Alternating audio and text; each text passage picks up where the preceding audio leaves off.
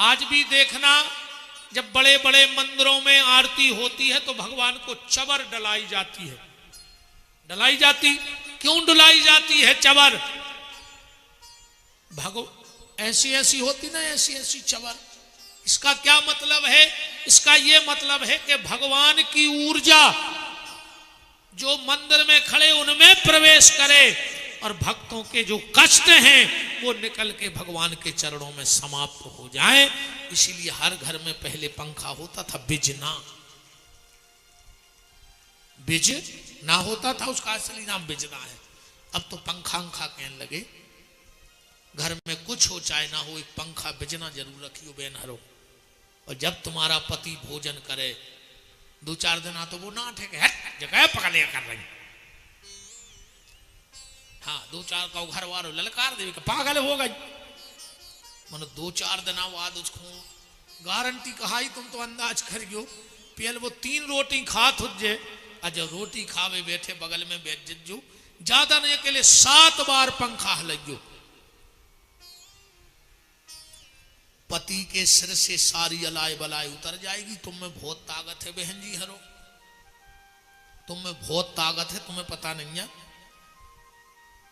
तुम यमराज के दरवाजे खुलवा सकत हो बेन हरो, तुम ब्रह्मा विष्णु को ओली में खिला सकत हो बेन हरो, तुम में बहुत ताकत है। अगर तुम चाह लो तो हिरण्याकश्यपु जैसे राक्षस के घर में तुम प्रहलाद को जन्म दे सकत हो। तुम में बात ताकत है कि तुम राक्षसों के घर में भक्त पैदा कर सकत। और अगर तुम तन्नक नाय माय हो गई अपने रास्ता से, तो विश्वसर्वा ऋषि जैसे संत के घर में भी तुम रावण को जन्म दे सकत हो। जब तुम में ताकत है, तुम चाहो तो संत के घर में रावण पैदा कर दे, और तुम चाहो तो राक्षसों के घर में प्रहलाद जैसे पुत्र पैदा कर दे।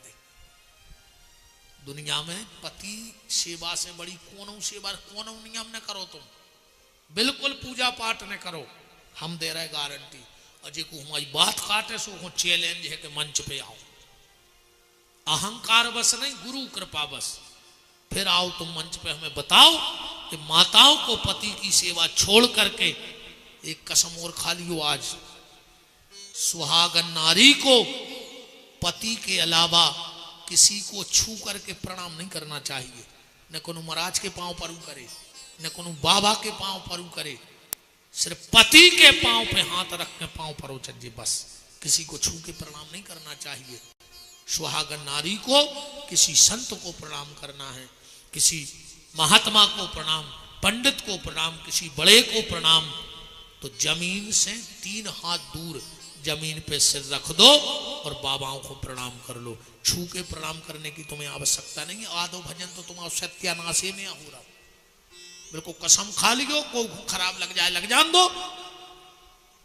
सिर्फ पति को छू के प्रणाम करना चाहिए। ये बातें पर को बते है ने, वो ये से ने बते। इन्होंने से पांव पर बात ये तो पैसा दे, ये बिना पैसों के पांव परत नहीं। जो बाबा जी हर भारी मजा आया। 20 माताएं पांव पर गई, 100-150 पक्के हो गए। पैसा दे, हमें कोई दिक्कत नहीं है, पर किसी को छू के प्रणाम मत करो। 3 हाथ जमीन में सिर रख दो, प्रणाम कर लो।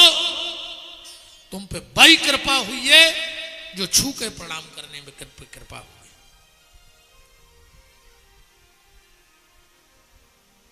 तुम्हारे ने मान हो हमारी ये बात है, हमें पूरा पता है, अच्छी बात है, को माने नहीं लो। अब हमको इतनी कह दे कि नगाए के पत्ता टोर के घर वाले की मूड़ पे बांध दे, सो पैसा बढ़ जे।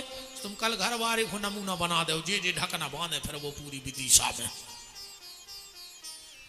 है ना। राम को राम, सिर्फ एक नियम बना लेना, जूठे हाथ मत रहना। भोजन करके दूसरे जल से हाथ धोना। दूसरा काम, जब पति भोजन करे तो 7 बार उसको पंखा जरूर डुलाओ।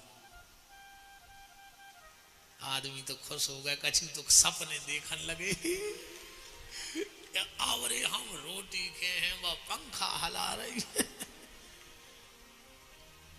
चंचल महाराज तो हमें लगा तो नच दे में अब उठ के, इतने खुश हो रहे। हमें लग रहा है जजमान का आवाज ही पंखा लवा दे में, चल पहले पंखा ले ले।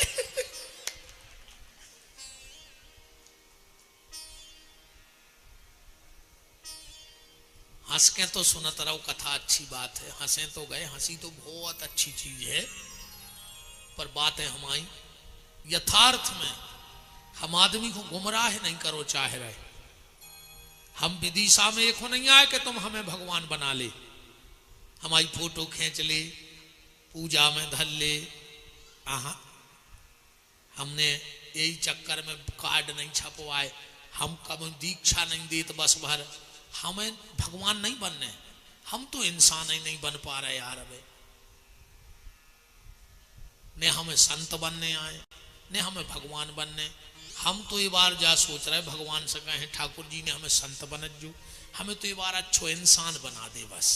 और जय तुम्हारे सोचियो कि अच्छे इंसान बन जाओ, फिर कछु बनवे की आवश्यकता ही नहीं है, बाबा बनवे की ने संत बन, अच्छे इंसान बन गए तुम सब बन गए। तो कुछ बातों को मेरी मानना।